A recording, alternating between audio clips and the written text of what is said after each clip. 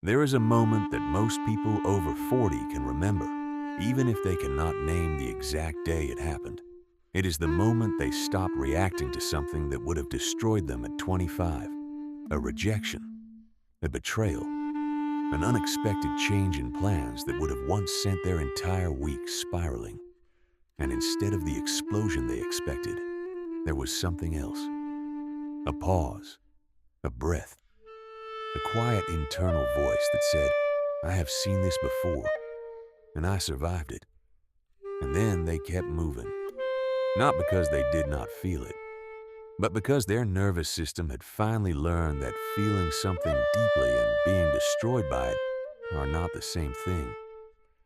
From the outside, this can look like detachment, like they have become harder, less passionate, less affected by the world. But that reading is almost always wrong. What is actually happening inside is the opposite of numbness. It is a kind of emotional clarity that only arrives after decades of experience have taught the nervous system which threats are real and which ones are noise, which emotions need action and which ones need time, which problems demand an immediate response and which ones will quietly resolve themselves if given enough room to breathe. This is not wisdom in the abstract philosophical sense. This is something biological, something earned, something that lives in the body as much as the mind. And it changes everything about how a person over 40 moves through the world. Not because they care less, but because they have finally learned where to place their care so it is not wasted on things that do not deserve it. And this shift did not arrive through philosophy books or meditation retreats. It arrived through accumulation, through the sheer weight of lived experience pressing against the nervous system until the system itself reorganized. Every heartbreak that did not kill you taught your body that heartbreak is survivable. Every failure that felt like the end of the world and then was not recalibrated what your mind classifies as catastrophic. Every loss that hollowed you out and then slowly filled back in with something you did not expect proved to the deepest parts of your brain that emptiness is not permanent. These lessons do not live in memory the way facts do. They live in the tissue, in the reflexes, in the half-second pause between stimulus and response that did not exist at 25, but is now the defining feature of how you meet the world. Before the age of 40, most people are operating under a set of assumptions they did not choose. About what success looks like, about what love is supposed to feel like, about what kind of life they should want. These assumptions were installed early by family, by culture, by education, by the ambient expectations of whatever environment shaped them during the years when identity was still soft and impressionable. And for the first 2 or 3 decades of adult life, most of those assumptions go unquestioned, not because people are foolish, but because there is no reason to question a map when you have not yet walked far enough to discover it does not match the terrain. 40 is approximately where the terrain starts to diverge. Careers that were supposed to bring fulfillment begin to feel hollow. Relationships that were supposed to last reveal their fault lines. Bodies that were supposed to cooperate indefinitely start sending messages that can no longer be ignored.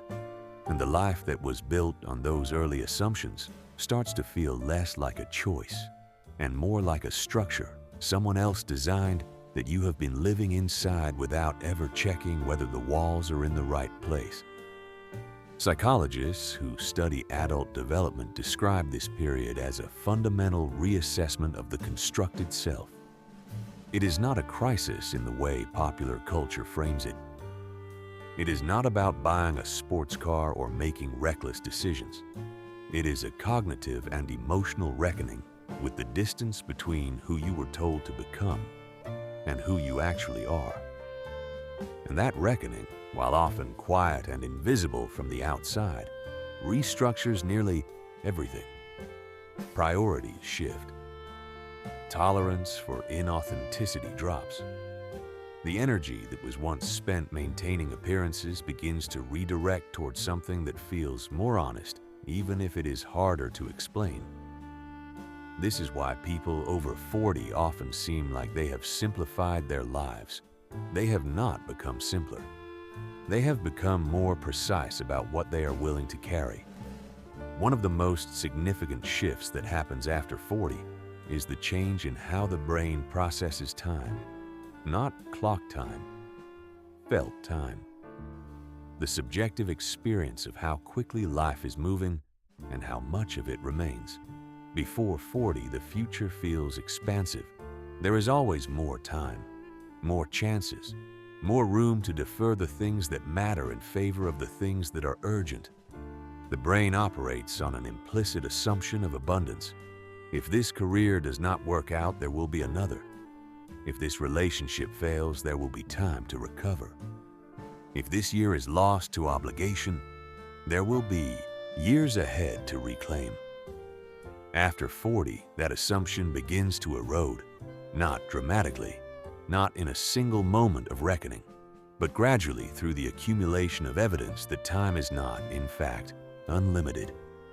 Friends get sick, parents decline, colleagues retire. The body sends signals that were not there 5 years ago, and slowly, without any conscious decision, the brain begins to recalibrate. The future no longer feels infinite. It feels specific. It feels countable. And that shift changes behavior in ways that are profound, but rarely understood by those who have not yet experienced it. This is why people over 40 become more selective, not because they have become difficult or antisocial, but because the internal calculus has changed. Every hour spent on something that does not matter is now felt as a subtraction from a total that has edges. Every relationship maintained out of obligation rather than genuine connection now carries a cost that the nervous system can no longer afford to ignore. Every commitment that does not align with something real begins to feel not just unsatisfying, but actively expensive. This is not pessimism. It is the opposite. It is a fierce and quiet clarity about what deserves the time that remains. And it produces a way of living that looks different from the outside but feels, from the inside, like the first honest accounting a person has ever done of their own life. There is a freedom inside this shift that rarely gets acknowledged. When time stops feeling infinite, permission arrives. Permission to say no without guilt. Permission to leave a room that drains you without explaining why. Permission to stop building toward a future that someone else designed and start inhabiting the life that is actually here. The awareness of finitude does not shrink life. It concentrates it. Every experience that passes through the filter of limited time arrives with more weight, more color, more texture. A Tuesday afternoon with nothing scheduled stops feeling wasted and starts feeling luxurious. A conversation with someone you genuinely love stops feeling routine and starts feeling like a gift that has an expiration date you cannot read. The people who understand this do not move through their days with dread. They move through them with a specificity that younger years simply could not produce. After 40, the relationship with other people changes in a way that is difficult to explain to anyone who has not crossed that line. It is not that empathy decreases. In many cases, it deepens. But it changes shape. It becomes less reactive and more discerning, less performative and more precise. In the earlier decades, empathy often operates through absorption. You feel what others feel. You take on their pain. You mirror their energy. You exhaust yourself trying to make everyone comfortable because your nervous system has not yet learned that other people's emotions are not your responsibility. This kind of empathy is genuine, but it is also unsustainable. And by 40, Most people have been burned by it enough times to recognize the pattern. What replaces it is not coldness. It is something more sustainable. The ability to witness pain without absorbing it. To care about someone without carrying their experience in your body. To be present for another person without losing yourself inside their story.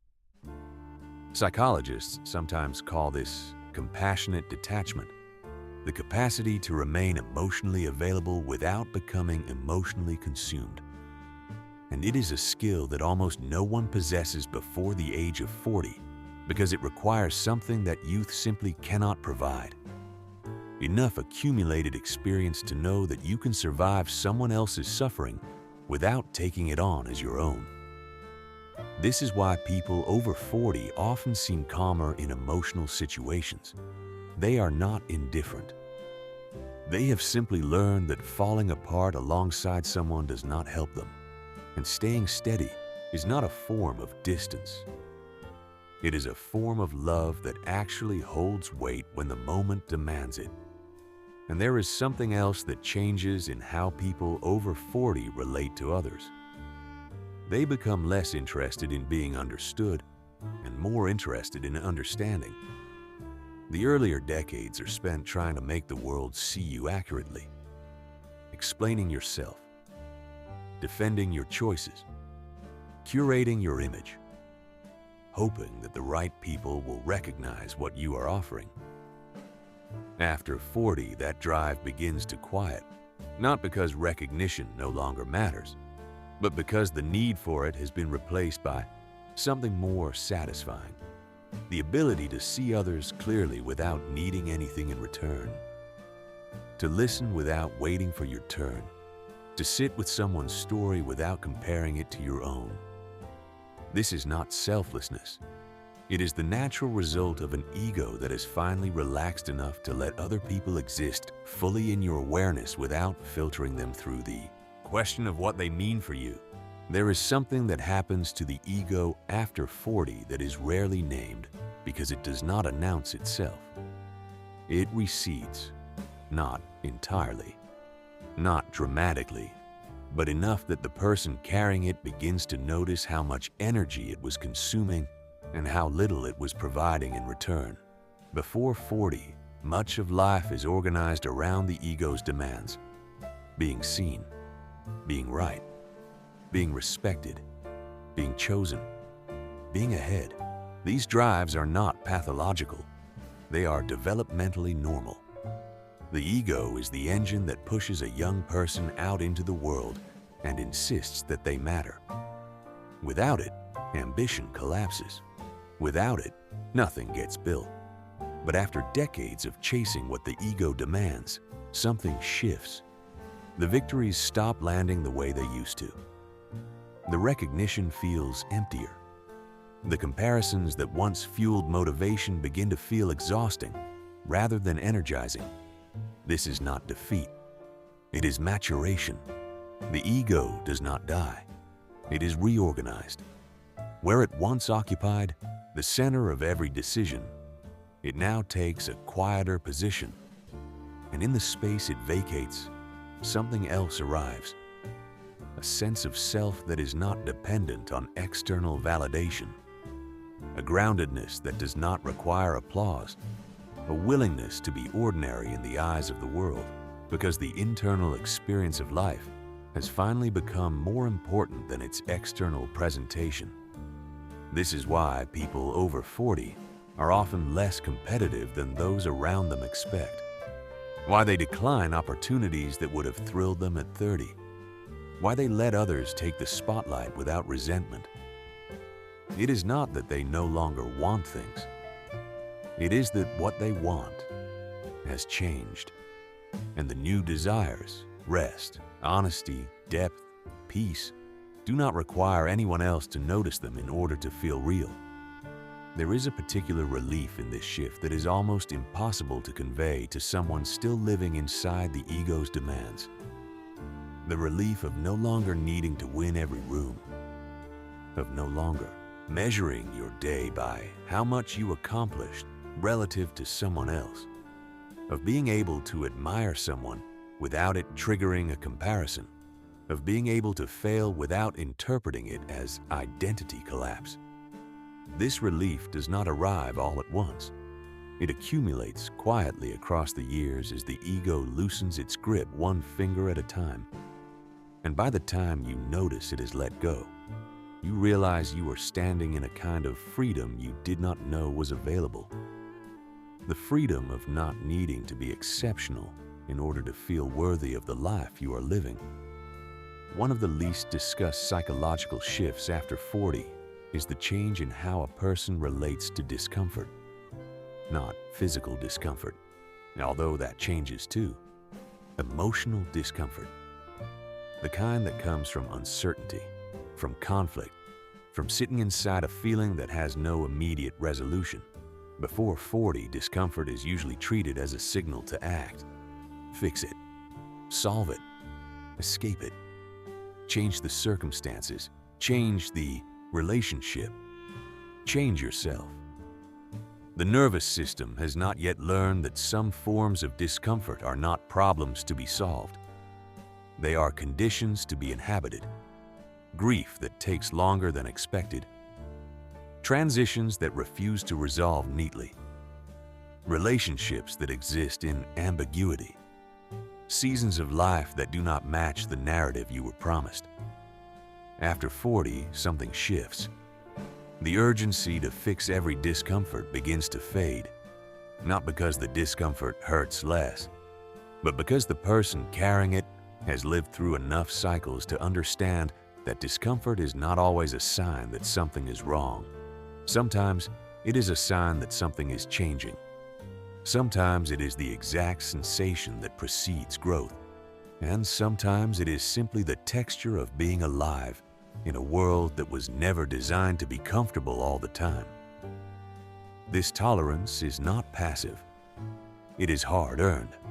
It comes from years of watching problems dissolve on their own that once felt catastrophic, from watching emotions pass that once felt permanent, from surviving situations that the younger self was certain would be unsurvivable. And each of those survivals recalibrated the nervous system, teaching it slowly that the space between a problem and its resolution does not have to be filled with panic, that sitting still inside difficulty is sometimes the most powerful response available, and that the body can hold far more than the mind gives it credit for. This is also where a different relationship with certainty begins.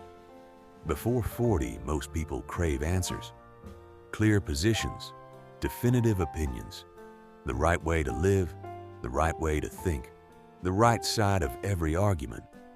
After 40, that craving begins to soften, not into confusion, into comfort with complexity. The realization that most meaningful questions do not have clean answers, that holding two contradictory truths simultaneously is not a failure of logic but a sign of maturity, that the person who says "I do not" know with peace in their voice has often arrived at a more honest place than the person who answers every question with immediate certainty. This comfort with ambiguity is one of the quietest and most undervalued gifts that time provides. This is not a story about decline. It is not about losing the fire, or softening the edges, or fading into irrelevance. It is about a nervous system that has been tested enough times to know what matters and what does not. A mind that has made enough mistakes to trust its own judgment without needing consensus. A body that has carried enough weight to understand the difference between what is heavy because it is meaningful and what is heavy because it was never yours to carry in the first place.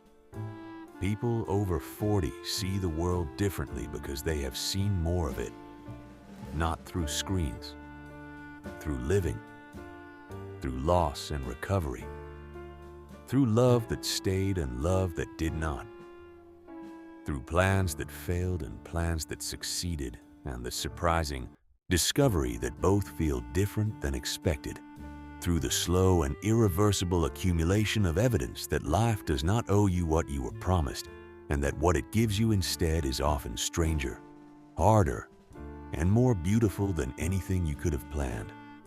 If you recognize yourself in this, there is nothing fading in you. What the world sometimes reads as slowing down is actually something far more rare. It is a person who has finally stopped wasting motion, who no longer runs toward things out of fear of being left behind, who has learned that stillness is not stagnation, and that the quietest years often hold the deepest clarity. And if you have not yet crossed this line, understanding it changes how you see the people who have. The parent who seems less impressed by your achievements is not disengaged. They are watching from a vantage point you do not yet have access to. The colleague who no longer fights for recognition is not defeated. They have redirected their energy towards something you cannot yet see. The friend who has gone quieter is not disappearing. They are settling into a version of themselves that no longer needs volume to feel real. If this describes something you have felt or helped you understand someone you care about, you are not alone in this shift. This channel explores the quieter psychological patterns that shape how we think, connect, and change across a lifetime. If this resonated, consider subscribing so you do not miss what comes next. And if something here landed for you, share it in the comments, because the things that take 40 years to learn deserve to be spoken, and this is a space where they will always be heard. Thank you for watching.